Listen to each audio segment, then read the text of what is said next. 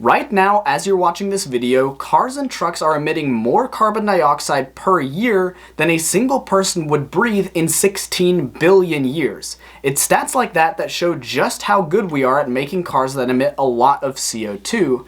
And while we are slowly transitioning to cars that emit no CO2, the next logical question is, when will we see a car that emits negative amounts of CO2? One that cleans up the atmosphere like a vacuum cleaner? Well, the answer is we already have.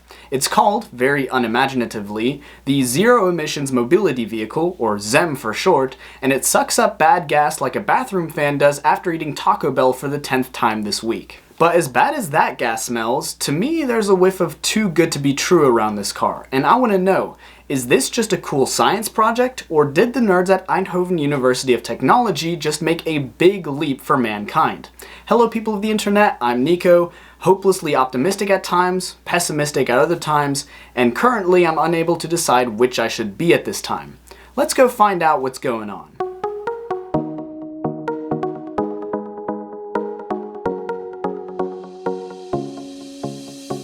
The first big question, or questions, that I had when I found out about this thing were, what is this thing and how did they make it carbon negative? Well, first things first, this is simply a science project. This is not a car company about to launch a vacuum cleaner car, but instead it's a project some 35 Dutch engineering students decided to take on. And what they've created is something that I'd actually probably enjoy driving. It looks like a short and stubby sports car, kind of like my Triumph Spitfire. But unlike my Spitfire, it's made mostly of plastic, with large parts of it being 3D printed, and naturally, it's electric. Under the plastic hood, you will find 8 lithium-ion batteries, probably not producing much more power than a regular vacuum cleaner, and to keep the thing running, they have a charge port underneath the license plate, along with solar panels on the roof and the hood. It kind of reminds me of a low-budget version of the solar-powered Lightyear Zero that I made a video on last year. Check it out if you're interested. But the key headline detail, of course, is that it is carbon negative, which brings me to my second question: how did they make it carbon negative? Well, for starters, they used a lot of recycled plastics on the interior, and along with that, vegan leather, which is made from pineapples. The other trick they used is something called additive manufacturing. In car production today, body panels are stamped out of a sheet of metal. It's cheap and very fast that way, but there is a lot of excess material that doesn't end up getting used. To mitigate this, the engineering students at Eindhoven University collaborated with some firms to 3D print everything. The body panels, the monocoque chassis, the lot were 3D printed.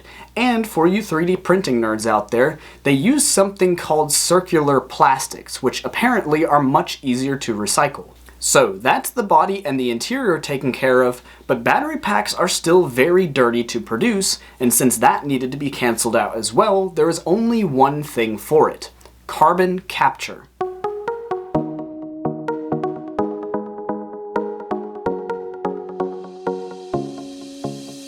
So how does this work? Well, in simple terms, it's kind of like using a colander, those bowls that you would use to filter the water out of, say, a pot of noodles. Or more befittingly, it would be like the cabin air filter in your car that keeps all of the dust and particles outside of the passenger compartment. Except that the filter in the ZEM car filters out the regular air from CO2 and captures the CO2. How exactly the ZEM creators did this is unknown, because the ZEM creators are trying to get a patent for their filter design, so they won't disclose that kind of information.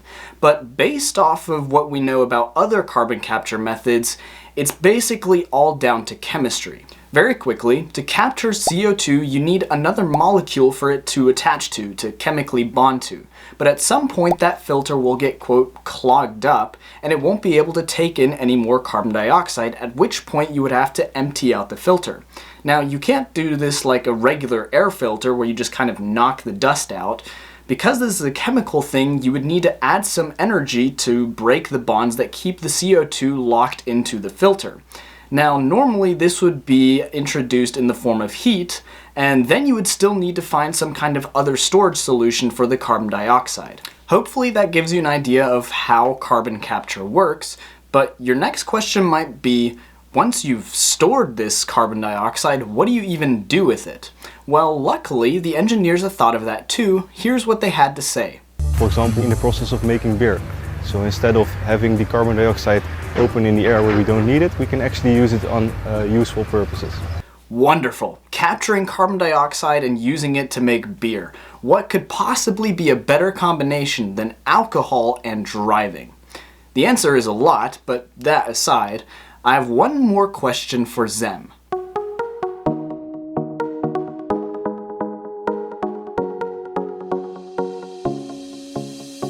Is this realistic? The pessimist in me says no. While functional, these filters get full after about 200 miles of driving, and considering that some people can't even bring their car in for an oil change every 10,000 miles, there's no way people are going to come in and change out their filters every 200 miles. Little bit of a side story, I worked at a car body shop a while back, and we had one guy come in with a car that was 20,000 miles overdue for an oil change. Needless to say, but that person won't be changing out a carbon capture filter every 200 miles, and quite frankly, neither would I. Then comes the question of how effective it is. According to the guys who created Zem, the filters capture about 2 kilograms of carbon dioxide per 20,000 miles driven. To put that number into some kind of perspective, the average person breathes out about 1 kilogram of carbon dioxide per day. And with most people driving roughly 10,000 miles per year, in 2 days you or I breathe out as much CO2 as Zem would capture in 2 years worth of driving. So this is not the vacuum cleaner car to save our future, but this is an incredible proof of concept and a great display of what some college students can do with a little bit of money and a year's worth of development. Now imagine what a whole industry can do with that. Thank you all for watching. If you enjoyed this video, then make sure to hit that subscribe button. It's free and you can always change your mind later. If you want to learn about another solar-powered, clean and green Dutch electric car, then you can watch this video here on the $250,000 Lightyear Zero. Until next time, people of the internet, peace out.